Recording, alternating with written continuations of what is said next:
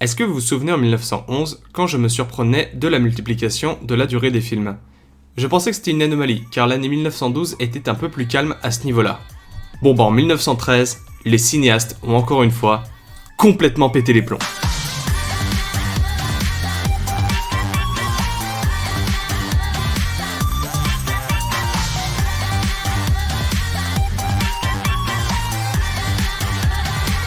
Mais bande de malades, vous avez cru que j'avais le temps pour vos bêtises? Ok, vous ne serez pas surpris d'apprendre que pour cette année, j'ai vu un peu moins de films. 14 pour être exact. Mon voyage à travers 1913 était long et pas mal mouvementé, allant de vraies surprises à de sacrées déceptions, à même parfois des refus de visionnage. Par exemple, le film de 2 heures que vous avez vu dans l'intro, L'Enfant de Paris, réalisé par Léonce Perret, j'ai fait l'impasse dessus. Je sais que c'est un film français assez important, mais la longueur, la mauvaise qualité de la copie et le résumé du film ne me donnaient vraiment pas envie. Pareil, j'ai complètement fait l'impasse sur Fantomas, réalisé par Louis Feuillade. Fantomas c'est considéré comme étant la toute première saga cinématographique de l'histoire. Divisé en 5 films s'étalant de 1913 à 1914, Fantomas suit la confrontation entre l'inspecteur Juve et un antagoniste mystérieux du nom de Fantomas, qui globalement vole des trucs et tue des gens. Cette saga de films est très en avance sur son temps pour pas mal de raisons. Le projet d'adapter un roman assez dense sur quasiment 6 heures de film, c'est à son époque l'œuvre cinématographique la plus longue, avec une intrigue qui traverse les films et les liant entre eux. C'est également l'une des premières fois que l'on a un antagoniste qui va réellement être le centre d'intérêt du film, avec une vraie emphase sur la menace qu'il représente, sur son intelligence et sur son côté insaisissable. 9 ans avant Nosferatu, Fantomas est le premier grand méchant de l'histoire du cinéma. Mais je n'ai pas accroché quand même, c'est beaucoup trop long, l'intrigue ne m'attrape à aucun moment, la mise en scène est uniquement fonctionnelle et ne propose rien d'intéressant, et surtout, au bout d'un moment, je pense que j'aurais été complètement perdu dans l'intrigue. Entre les sous-intrigues, les fausses pistes, les personnages qui jouent double jeu, les espions, les doubles espions, les triples espions, les multiples motivations, flemme. Vraiment la flemme. Vers 1915, Louis Feuillade va créer une nouvelle saga cinématographique, Les Vampires. J'espère que celle-ci m'accrochera davantage. Ok, maintenant on va s'attarder sur les films que j'ai vus. Et pour cette fois, j'avais envie de me détacher du top 5 habituel pour tous les évoquer. Si vous traînez vers le 9e arrondissement de Paris, vous connaissez peut-être le cinéma Max Linder Panorama, mais vous ne savez peut-être pas qui est Max Linder. Repéré rapidement pour son style de jeu très exubérant, Max Linder était l'une des premières stars comiques du cinéma français. On retrouvera Max Linder dans pas mal de courts-métrages à l'humour slapstick, notamment dans Le Chapeau de Max, sorti en 1913. Et on est sur une proposition cinématographique qui ne me touche absolument pas. Vraiment, c'est un genre d'humour auquel je suis très peu sensible, et ça me fait un peu peur, sachant que Chaplin arrive littéralement l'année prochaine, j'ai un peu peur de ne pas accrocher à ces films. Un film que j'ai vite abandonné, c'est le long-métrage italien Mal amor mio non muere, réalisé par Mario Casalini. J'ai tenu environ 30 minutes sur les 1h20 que dure le film, avant de me rendre compte que j'étais complètement paumé dans l'intrigue et que je m'ennuyais profondément. La seule chose que je note, c'est le travail des décors intérieurs qui est vraiment remarquable. Et c'est à peu près tout. Je suis ensuite retourné du côté de nos amis les Russes, et notamment vers le cinéma de Ladislas Starevich, le mec qui s'amusait en 1912 avec ses cadavres d'insectes.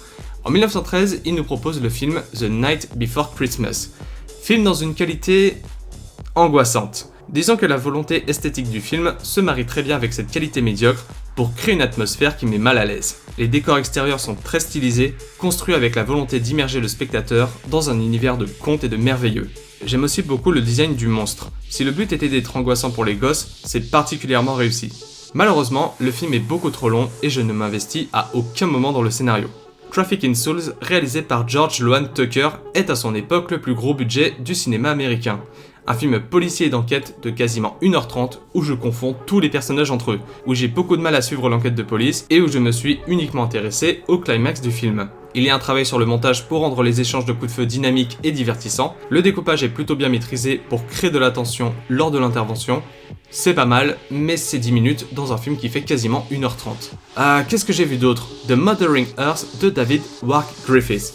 J'en ai quasiment aucun souvenir. Bon, je suis d'accord, pour l'instant c'est pas fameux, mais ne vous inquiétez pas, là on commence à aborder des films qui m'ont un peu plus saisi. Si on retourne du côté du cinéma russe, on a Twilight of a Woman's Soul, réalisé par Yevgeny Bauer. Et là on a enfin un film dans lequel je suis investi dans le scénario.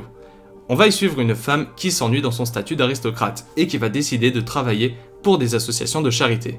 Malheureusement, elle va être victime d'une agression sexuelle et la société des années 10 étant ce qu'elle est, c'est elle qui va porter tout le poids de la honte et de l'humiliation de sa propre agression. Quand elle finit par avouer ce qu'il s'est passé à son mari la regarde en étant horrifiée.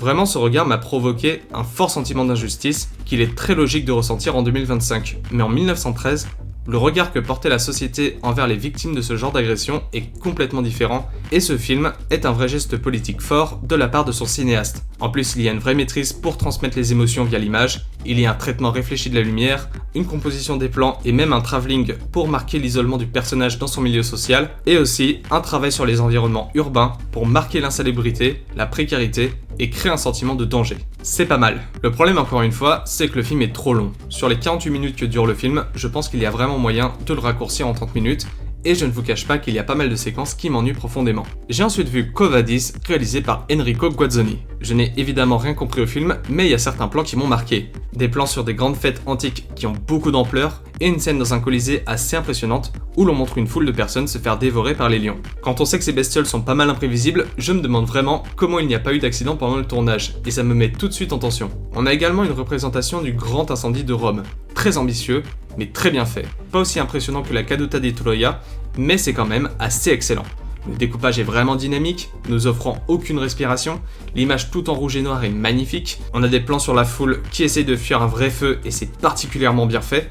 Les Italiens adorent filmer de grandes catastrophes antiques et ce n'est pas la dernière que l'on verra cette année. Mon exploration des films de 1913 m'a également conduit en Allemagne afin de rencontrer celui que l'on considère comme le tout premier film de l'expressionnisme allemand, Der Student von Prague, réalisé par Hans Heinz. Le concept du film est très simple, un étudiant pauvre veut réussir à séduire une étudiante riche.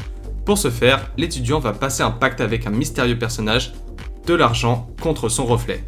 Oui, son reflet. Cette idée que la réflexion de l'étudiant devient un personnage à part entière avec sa propre volonté me plaît déjà beaucoup.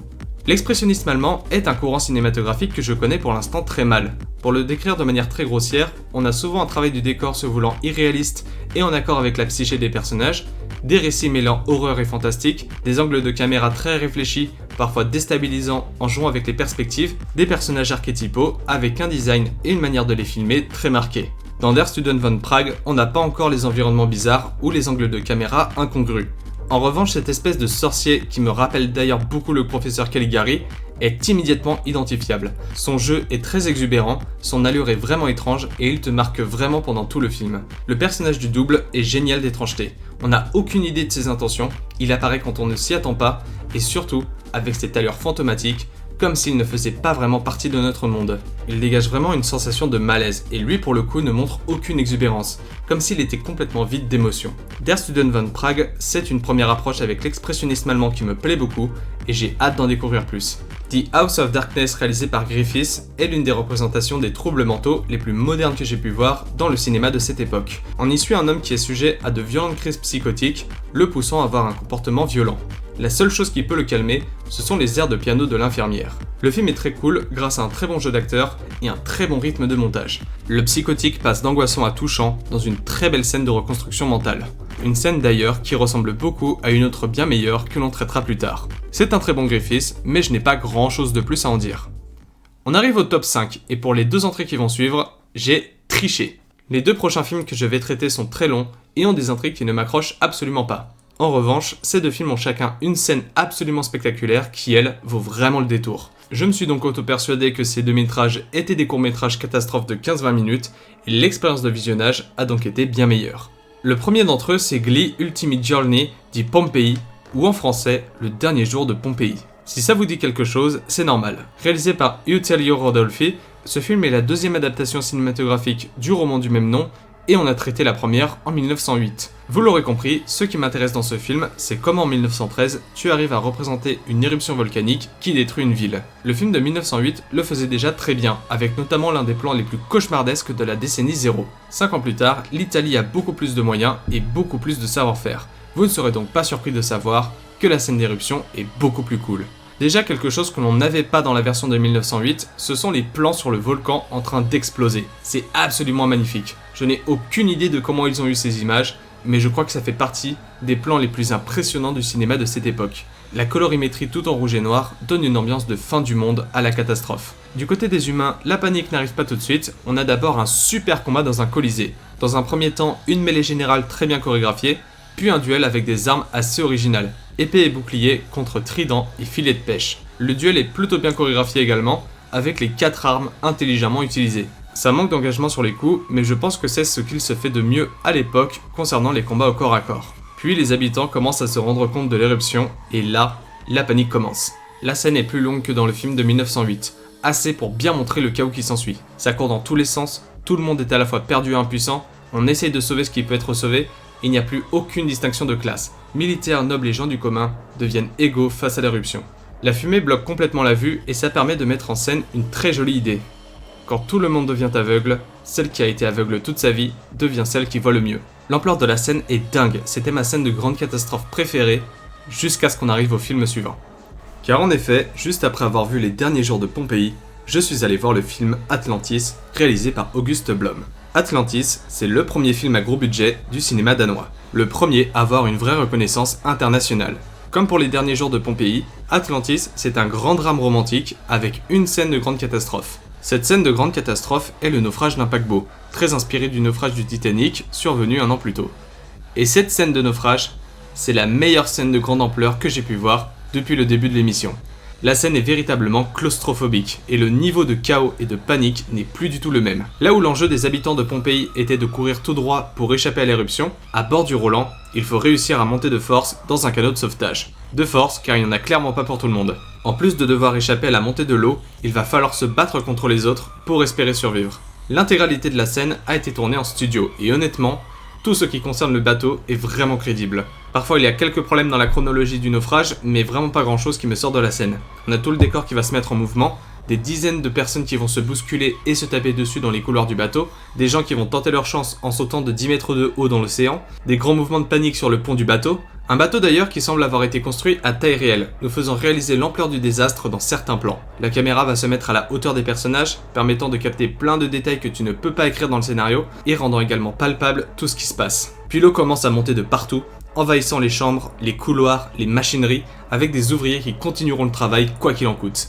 Cette scène est démente, hallucinante pour 1913. Mais encore une fois, ce film n'est qu'à la 4ème place de mon classement, car cette scène, c'est 10% du film. Tout le reste, c'est du drame romantique qui ne m'intéresse absolument pas. Et donc on arrive à mon top 3 de l'année 1913. 3 films que j'ai vraiment appréciés dans leur intégralité. On commence avec Suspense, court-métrage américain d'à peine 10 minutes, réalisé par Louis Weber. C'est un film de home invasion comme les États-Unis savent si bien les faire.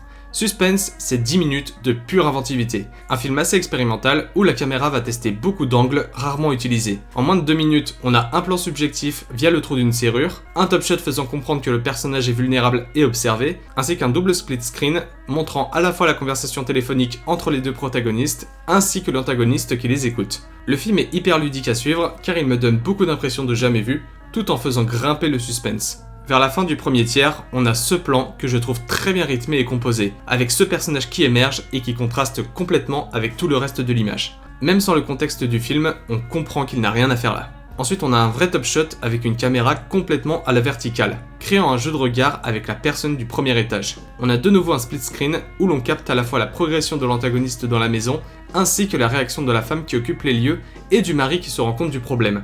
Je suis déjà très content de ce que je suis en train de voir. Puis on a une course-poursuite en voiture, où l'on va filmer la voiture poursuivante à travers le rétroviseur de la voiture poursuivie. Les deux sont très proches et le mari peine à les distancer. La voiture du mari s'arrête quelques secondes et j'adore ce plan où tu vois au loin les poursuivants se rapprocher à toute vitesse. Ça rend concret la distance et la vitesse de la course-poursuite. Parallèlement à la course-poursuite, on a un montage alterné avec l'avancée de l'intrus vers la femme et l'enfant. Les cadres sont minutieusement choisis pour rendre angoissant ce personnage. Le suspense est de savoir si le mari va arriver à temps, et c'est très efficace. On a la femme qui est sans défense et qui doit protéger son gosse, on a l'intrus qui est armé et qui a l'air déterminé, on a le mari qui va aussi vite que possible, le rythme de montage est hyper soutenu et ça marche super bien. Suspense mérite amplement sa place dans les films banger. Outre toutes ces idées de mise en scène et ces choix de cadre qui me plaisent énormément, le film est diablement efficace pour créer de la tension et du suspense. Allez, plus que 2 films abordés et on va se diriger vers un pays que je n'ai encore jamais exploré, à savoir la Suède, au travers du film Ingeborgholm. Réalisé par Victor Sjöström, ce film d'environ 1 heure va nous montrer la chute sociale d'une famille aisée.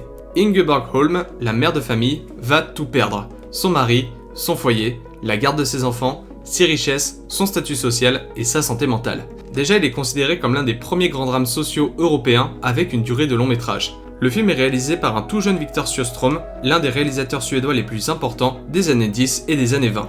En plus d'être un film très respecté, Ingeborg Holm a tellement fait parler de lui qu'il a eu un impact sur les lois suédoises des années 10, notamment ce qui concerne la situation et le financement des institutions de charité, prenant en charge des femmes seules ou démunies, si j'ai bien compris. Vraiment, c'est un film qui a été utilisé comme outil argumentatif lors de débats parlementaires l'année suivante. Je sais que ce n'est pas un critère de jugement esthétique, mais je trouve que l'aura qui entoure ce film est assez surprenante. Qu'on soit d'accord, Ingeborg Holm n'est pas un film qui fait des merveilles en termes de mise en scène. On est sur des plans fixes assez neutres. Parfois les plans ont un peu de composition et du travail de lumière, des plans larges qui isolent le personnage pendant sa détresse, appuyant habilement sur le fait qu'elle est seule face au reste du monde, mais c'est vraiment rare et on n'a pas grand chose d'intéressant à ce niveau-là, durant la grande majorité du métrage. Ce qui a surtout ému les spectateurs, c'est le regard très pudique du réalisateur sur les épreuves qu'affronte et subit le personnage principal, et surtout le jeu extrêmement juste de Hilda Borgström, une comédienne qui aura également une carrière assez conséquente par la suite. Personnellement, le film m'a pas mal saisi émotionnellement. La scène où le personnage principal bascule complètement dans la folie, après s'être rendu compte que son plus jeune enfant ne la reconnaît plus, c'est puissant et Hilda le tient à merveille. J'ai rarement vu une démence aussi convaincante, et pour une fois, je ne parle pas que dans le cadre de l'émission. Les autres personnes atteintes de démence sont assez clichés en termes de représentation, surtout avec notre regard contemporain, mais je me demande vraiment si on pouvait faire mieux avec les mentalités des années 10. Et la scène de fin, où 15 ans plus tard le fils retrouve sa mère et la mère retrouve la raison, l'intensité dans le regard de Hilda Borgström, les frissons dans tout le corps. Ingeborg Holm mérite tous les honneurs qu'on lui a crédités. Malgré quelques faiblesses de rythme et une mise en scène un peu paresseuse, ça a vraiment été un plaisir à visionner et les émotions ont été bien présentes de mon côté. Et enfin, mon film préféré de 1913 est un court-métrage américain d'environ 11 minutes et réalisé par Max Sennett. Barney Oldfield's Race for a Life, sans doute le film le plus dynamique et divertissant que j'ai vu depuis le début de l'émission. Je vais faire court sur celui-ci, car la grande réussite du film ne tient pas à grand chose. Juste un rythme de montage ultra soutenu, un comic slapstick très cartoon qui fonctionne super bien, des personnages à l'allure et à la gestuelle vraiment marquantes, et une scène de course-poursuite et de compte à rebours ultra prenante. Et ce plan où les héros arrivent à libérer la femme au tout dernier moment est génial. C'est la première fois qu'un film me fait vraiment sursauter de suspense, en plus de proposer un plan hyper bien composé. En plus, le film se finit par un pentakill vraiment cool. Et vraiment, c'est un peu tout ce que j'ai à dire sur Barney Oldfield's Race. C'est un film simple, mais réalisé avec énormément d'intelligence et de savoir-faire. C'est pas un grand film épique italien ou un grand drame social d'Europe du Nord, c'est juste un film extrêmement efficace qui va à l'essentiel et qui a une vraie maîtrise pour créer du divertissement en utilisant les outils propres au cinéma. En voyant ce film et également Suspense, m'est venue une réflexion. Est-ce que c'est pas un peu trop tôt pour faire des longs métrages ? Ou est-ce que c'est juste moi qui n'arrive pas à m'habituer au rythme lent des films des années 10 ? Parce que l'intégralité des longs métrages, ceux qui durent plus d'1 heure, même Ingeborg Holm, même l'Inferno, ce sont des films devant lesquels je me suis vraiment ennuyé par moments. Surtout que dans un long métrage, les scènes marquantes et les idées prenantes qui parfois demandent pas mal de budget se font plus rares. La plupart des films étant remplis de manière indécente de dialogues que l'on n'entend pas et paresseusement mis en scène. Personnellement, j'aime quand le cinéma va à l'essentiel, quand il ne se perd pas dans des sous-intrigues ou des scénarios très denses. La plupart de mes films préférés sont des trucs très simples et ultra denses en termes de rythme.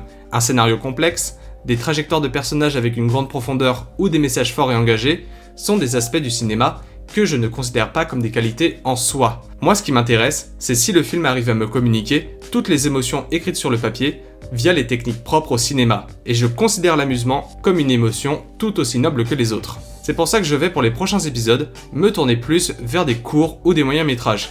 Il y a quand même des longs que j'ai envie de voir, mais uniquement ceux qui ont vraiment daté et qui m'intriguent réellement.